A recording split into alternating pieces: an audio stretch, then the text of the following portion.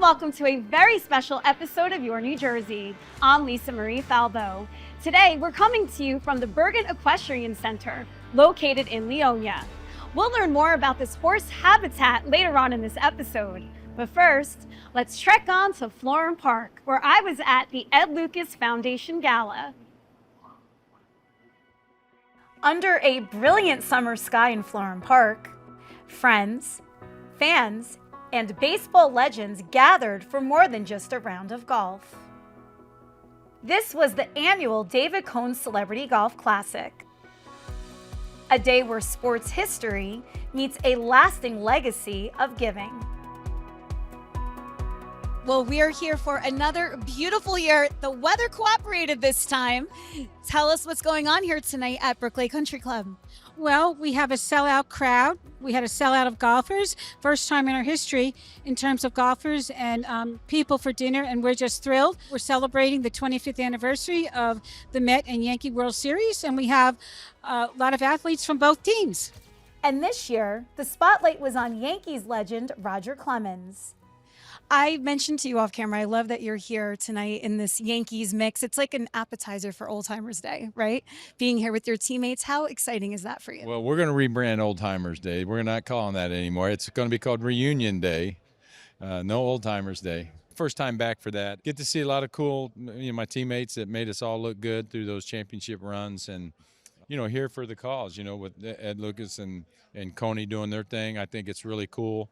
I just celebrated, 33 years of my foundation, the Roger Clemens Foundation. We deal with at-risk children.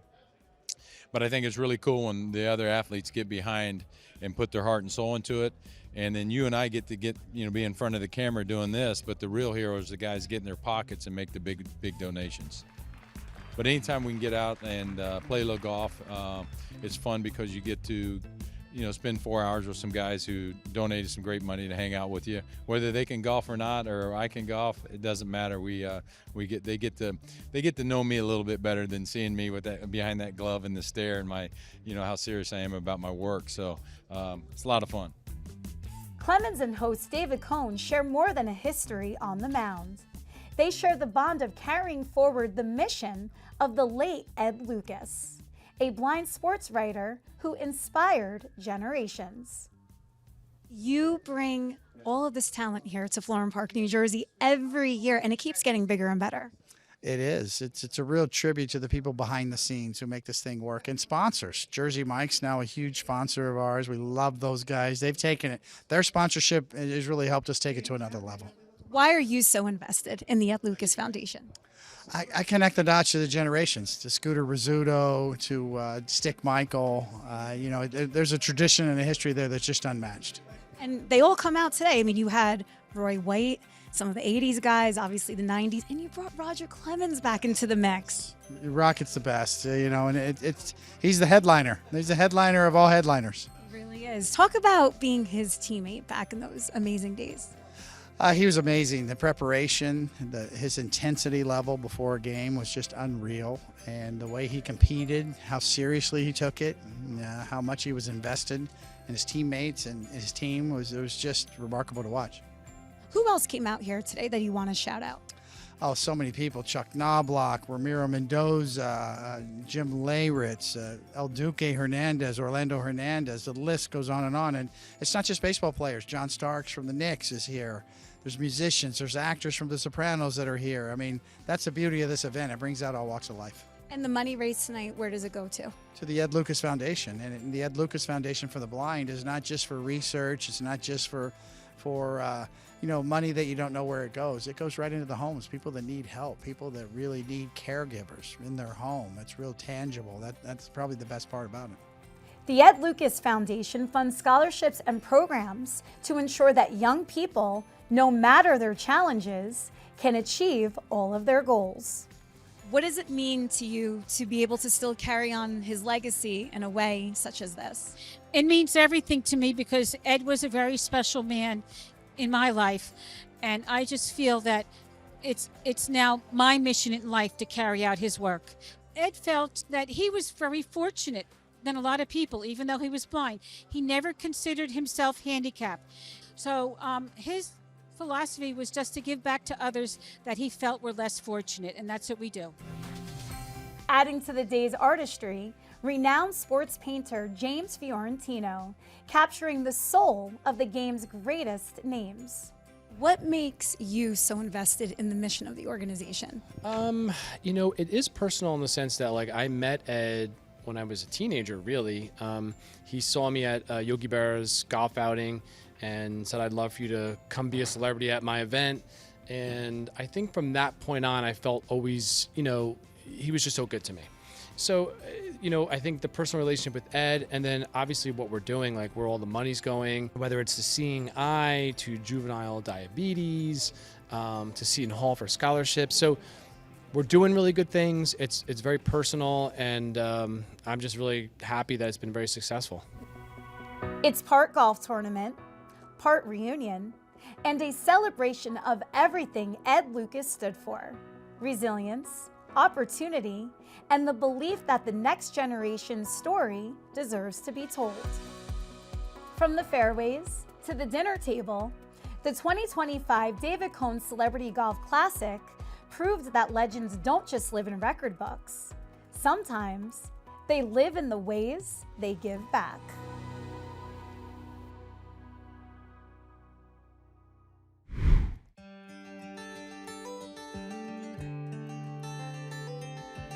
The Bergen Equestrian Center is more than just a stable.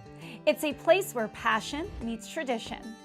Under the leadership of owner Anna Gassib, riders of all ages and skill levels are finding their way into the saddle. In today's segment, we take you inside this local hub where the bond between horse and rider continues to grow. Anna, thank you for welcoming us to your home. I am just blown away by this operation. Thank you. Thank you. We're in Bergen County. Yes. So this land is owned by the county. Yes. The land is owned by the county. The buildings are owned by the county. And I own the company that operates it. So the horses, the equipment, the programs are owned by Indian Hills Farm, and the county is kind enough to let me operate out of here. So I have a long-term lease with the county. So they're in effect my landlord. Okay. Yeah. How many horses reside here? So it depends on the time of year. Obviously, for different times of year, we have different things going on, but somewhere around 75 horses that are pretty much permanent residents. Yeah, and every one of them has a name. Every one of them has a name, has a personality, yeah, has a job, has, someone that loves them, someone that takes care of them. Talk about the level of care these horses receive here. So the level of care is pretty extensive. So we have a full-time crew of about 25 people that operate around the clock because they're horses and anything can happen. Yeah. So we do have a night crew that comes on, but they're handled constantly. They're fed multiple times a day. They're watered. They're hosed down, as you see, when it's really warm out. They're ridden, they're exercised, they are walked. No horse here works more than 2 hours a day, and they don't work more than 5 days a week. And define their work. So it could be anything from working in our therapy groups, and we have quite a few of those that go on here. We work a lot with the Women's Rights Organization and victims of crime, as well as we partner up with many different local hospitals, or they can be ridden. They would either give a beginner lesson or a jumping lesson, depending on the level of person or the level of rider. We match them up with the appropriate horse. But the experience goes beyond sport. At our stable life, located inside the Bergen Equestrian Center, Anna Gassib also highlights the therapeutic side of riding. For many, working with horses can ease stress, improve focus, and even support physical and emotional healing. How did you marry horses with such therapies for them? So I always knew what horses did for me. When you're around horses, you can't be in a bad mood. You can't kind of be brought down, right? They're part of nature. They're You know, you can look into their eyes and see your own soul. That's how deep the connection goes. Horses actually, there's a lot of scientific information about this and research. Horses will actually sync up their heart rate to ours. What? Yes, yeah. Why? So What's the science behind that? It's about connection. It's about connection. So think about, like, we walk around on 2 feet. Okay, they have 4 feet on the ground, so they're far more grounded and in their truth than we are. We're really good at lying to ourselves. Oh no, I'm fine. Yeah, right? Yeah. How many times have you just said that and not meant it? Of course. Right? They won't do that. They're in their truth. So it forces us to say, okay, what's really going on here? That's one of the reasons they've been so successful with veterans in our huge veterans program. We have we did a study with Columbia University. It was over quite a few years where we matched up horses with veterans with PTSD. And we ran this program for many years and continue to run it. It is of no cost to veterans, and they're able to work with the horses at liberty. Some of it's at liberty, which means the horses have nothing attached to them, right? But you're also at liberty. So when the horses feel unsafe, they'll move away from you, right? They're animals of flight. But you have the choice to move away too, right? So when I work with a lot of women's organizations, when I mention that as a concept, like, you're at liberty too. If you feel unsafe, you can leave too. Like, you can walk away. That's an unbelievable concept to a lot of people. Like I said, we run several programs with veterans, and it's been so successful because horses are naturally hypervigilant. They're naturally in the moment. They naturally are able to pick up whatever's going on around them. Their survival depends on it. And if a person is living in that hypersensitive or hypervigilant state, a lot of women that have been survivors of domestic violence, a lot of folks that are victims of crime, and are veterans, right? They're operating in that hypervigilant state. It mirrors what goes on with the horse. You see the changes in the horses depending on the vibes that are being given off. Absolutely. Do you notice the domestic violence victims, the veterans, they kind of ease into it a little more? Absolutely. It probably transforms them, right? Because all of their problems go away when you encounter a beautiful horse. Absolutely, absolutely. So, and it's something as simple as, okay, let's take a horse and walk down here. Now, if you're talking about a survivor of domestic violence, right? We're giving her little tidbits, but we're not really giving her the instructions of how to walk a 1,200-pound animal. Yeah. Takes your mind off of everything. Everything. You have to be in the moment, right? So what does that feel like? It's a relief from the depression. It's a relief from fear, right? It's a little respite, just a little respite that can be offered, right? That the horses allow us to share in, a little respite. How did you get your start working with them? So I always loved horses. I actually was in the business arena for quite a long time. I worked for a variety of banks in the women's group, and I used to do women entrepreneurial lending. Oh, cool. So I always kind of had a calling for it. So many of the women that I've worked with from the domestic violence areas are now entrepreneurs. Wow. They started their own business, and we'll be showcasing them in October. What are you doing with them? So we do run fundraisers here for other organizations, or sister organizations, if you will. And the one we're doing is for the Women's Rights Center in October.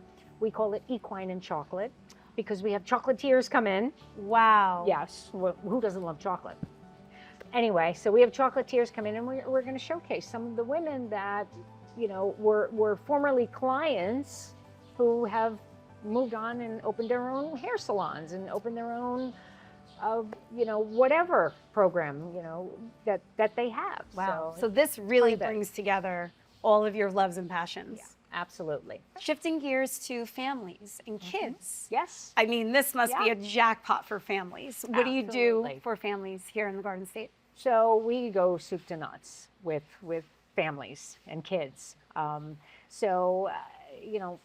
every little kid's fantasy, male or female, is to hop on a horse. You know, Absolutely. little boys want to be cowboys. Little girls want to jump fences. Okay. So yeah, we take them from soup to nuts, but there's also, we encourage the families to get involved too.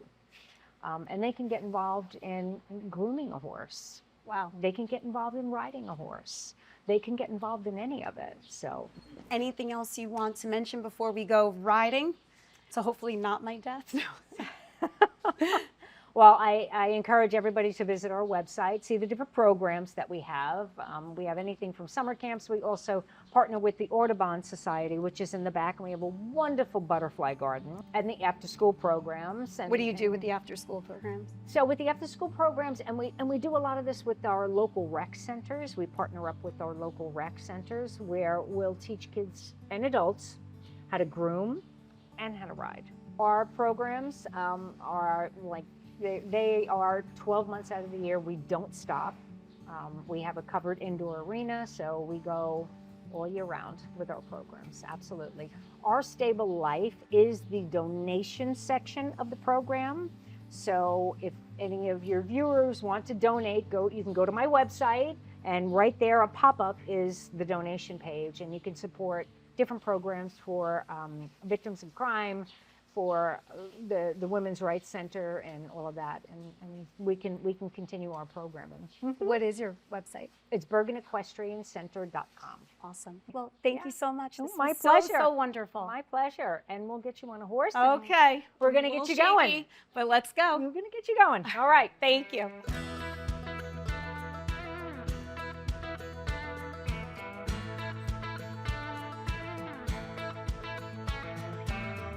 Let's talk about their cuisine. What do horses eat? So horses eat grain. And I don't want to Yes. I told you, he's got big lips. Oh, okay. Anyway. So they eat grain, they eat hay, they eat grass, oats. We don't feed them a lot of oats because it's really not that great for them. Their intestinal system, they get bran mash. I'm talking, okay? It's not about you. I'm talking. I don't have any more, buddy. I'm So sorry. they get bran mash once a week. I'm talking. So, but mostly it's hay. Their diet is mostly hay. I mean, these animals are like 1,000 pounds. So how much food and water do they have on a daily basis? So each, these guys, on a day like today, would probably drink 20 to 30 gallons of water a day.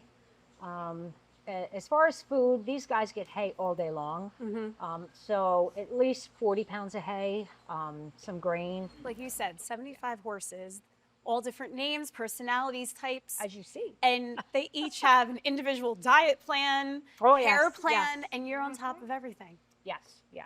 Like I said, we have about, Excuse me. he's got something to say. I know. What do these horses want to tell He's me? like, where's my other I don't treat? have Where's my other treat? Sorry. Our team was invited to saddle up right here at the Bergen Equestrian Center to get a first-hand feel for the rhythm, balance, and thrill that comes with being on horseback. Okie dokie. No. How do I get on this thing? This is Danielle. She lives right here in Teaneck. And she's been coming here since she was about 7, 8. Yeah. Okay. And now she's all grown up. Oh. Yes. Yeah. Okay.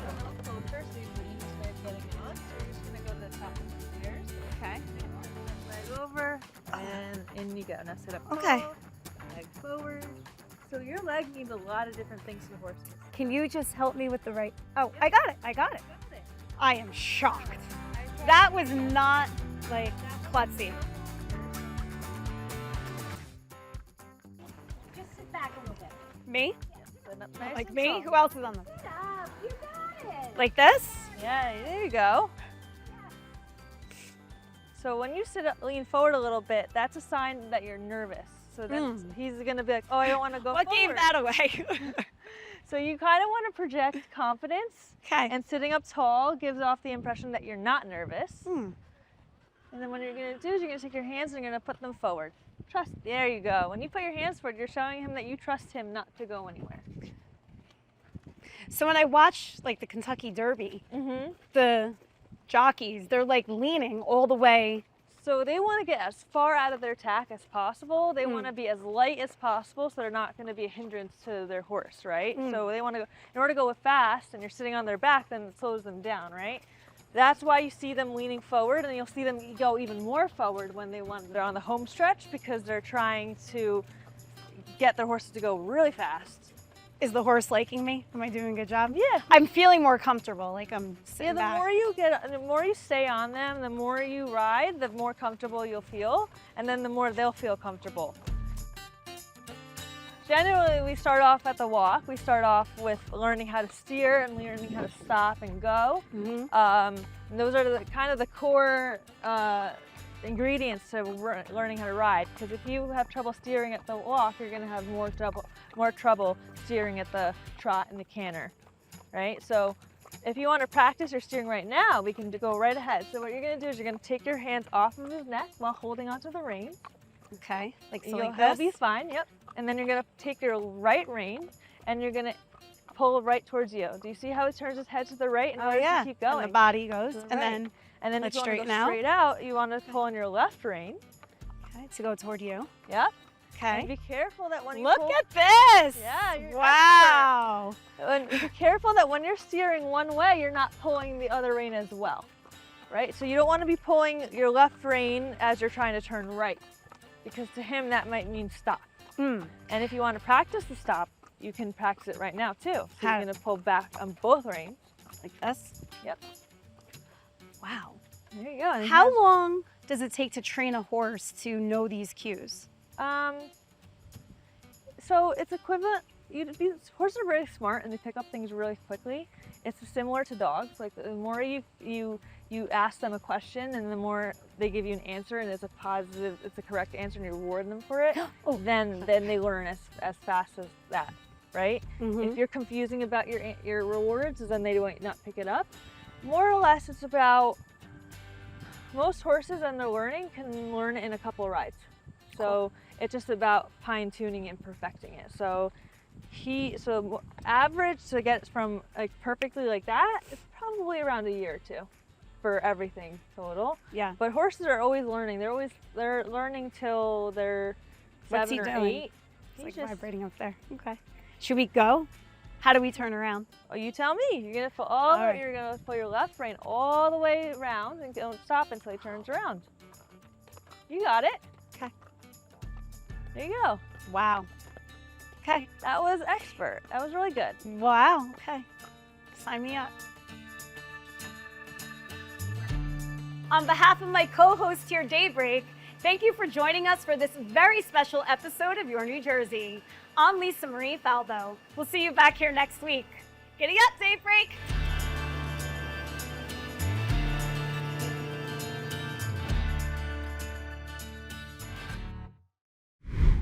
Next week on Your New Jersey.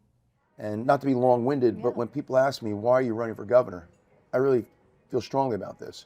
3 generations of us have achieved our American dream right here in New Jersey. I want today's New Jerseyans and future generations to feel confident they too can achieve their American dream right here in New Jersey. Absolutely. And this is the best place to achieve that dream. I mean, Really, we got I believe everything. We're a small but mighty state. Yes. And I couldn't love it anymore. We could be Truly. we could be mightier, but that's what this Well, campaign's all about. Yes. If you genuinely like and care about people, this is the greatest business in the world. If you genuinely like problem solving, which I do, I'm a CEO. I love problem solving. This is the greatest business in the world. And the third thing I'll say is when something I love is broken, I'm determined to fix it, no matter what it might be. And right now, New Jersey's broken. It can be fixed. Leadership matters. So that's what this campaign is all about. So you're loving life in Washington. You're getting a lot done. But now you turned to being governor of the state. So what inspired you to run for that office? So I am really proud of the work I've done in Washington. In fact, I was told early on that, you know, Mikey, if you're here for about 20 years, you can really make a difference. And I remember thinking, wow, I might not be here in 2 years, right? This is a tough, you know, this at the time was a tough seat and working hard to hold it. So at that time, I got to work, and in only my second term, I was named the most effective member of the New Jersey delegation because of the broad coalitions I was able to build. But Congress has gotten more and more difficult to work, and we've seen less and less get done. And I started to feel that it was governors that were going to be able to truly serve the people of the state very well. And they're pragmatic. You know, the fact that the buck stops with governors. So you've got to get stuff done. You've got to deliver for the people of the state, or you won't be in power very long. And that was really, and is really, attractive to me. I want to be able to deliver for people in New Jersey to the best of my ability. I think being governor is where that will happen. It certainly will, because we need that help.